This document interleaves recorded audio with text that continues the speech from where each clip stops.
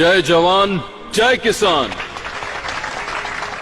Golden eagle company मेरी ही नहीं आपकी भी है। आज से आप सभी को तेल बेचने के लिए एक दुकान से दूसरी दुकान भटकने की जरूरत नहीं, बिल्कुल नहीं। हमारी कंपनी आपकी मदद के लिए आपके दरवाजे तक आ गई है। इस काम के लिए मैं आपकी सोसाइटी को 10 करोड़ रुपए एडवांस दूंगा। आप जो 150 रुपए में बेच रहे थे, हमारी गोल्डन ईगल कंपनी उसी को 200 रुपए में खरीदेगी। किसी को कुछ पूछना है? आपके मन में जो सवाल है उससे पूछ सकते हैं। ओए, भगवान हम सबकी इच्छाएं पूरी कर रहा है तो फिर पूछने की क्या जरूरत? हम सब लोग तैयार हैं। क्या बोलते हो? हम सब तैयार हैं। रुक जाओ सब लोग।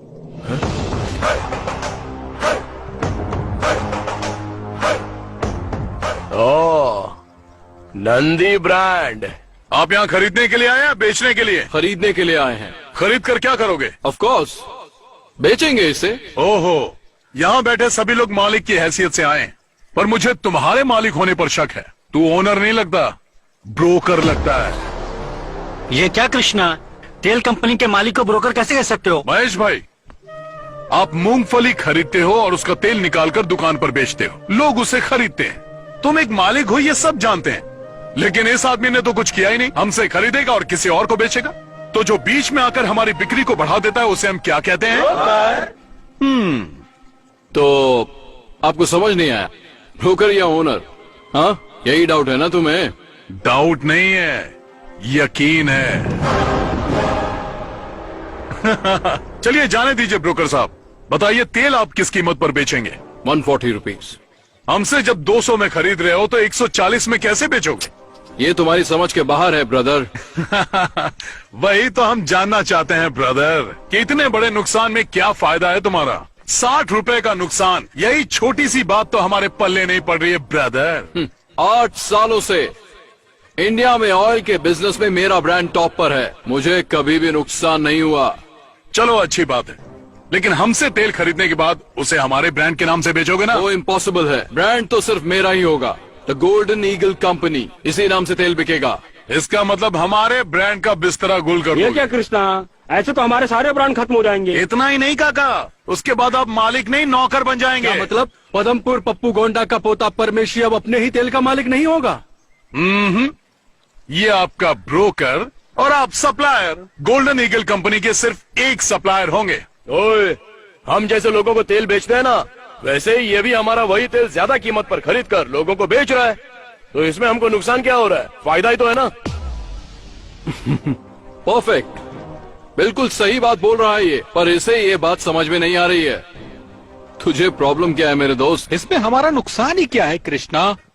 नुकसान?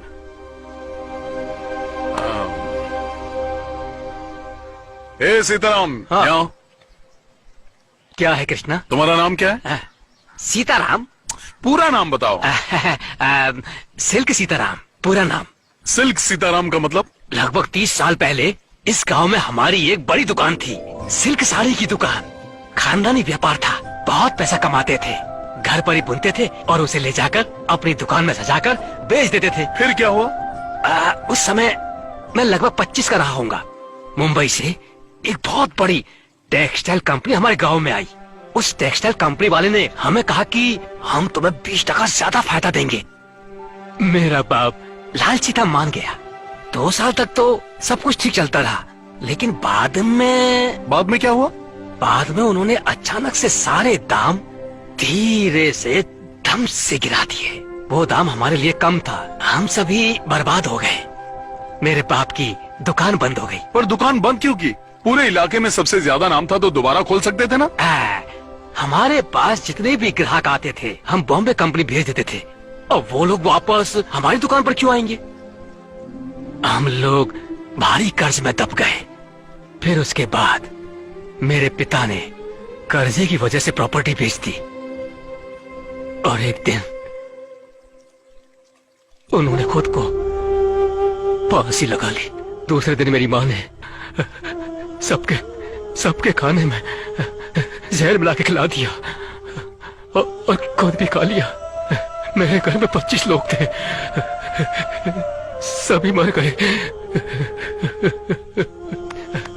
सिर्फ एक मैं बच गया ये दिन देखने के लिए। आज भी जिंदा रुमाल बेचने के लिए। रोते नहीं सीताराम, आज भी तुम अपनी इज्जत की रोटी खा रहे हो। कृष्णा भाई, जब कोई हमारी दुकान में खरीदारी करता था तो हम लोग उसे 2 रुमाल मुफ्त में दिया करते थे। हमने ये रुमाल कभी पैसा कमाने के लिए नहीं बेचा था, लेकिन आज यही रुमाल बेचकर अपना जीवन चला रहा और घुट-घुट के पढ़ रहा। कृष्णा, कॉटन, तेरी कॉटन रुमाल ले लो। आप लोग समझ गए होंगे कि मैं क्या समझाना चाहता था। मैं अपना ब्रांड नहीं बेचने वाला। नहीं, मैं भी नहीं बेचूंगा। मैं भी नहीं बेचूंगा। मैं भी नहीं बेचूंगा। अब मैं भी मरते दम तक अपने ब्रांड का मालिक रहूंगा। हम तैयार हैं। ए ब्रोकर, तू यहाँ से एक रुमाल भी नहीं ले जा पाएगा।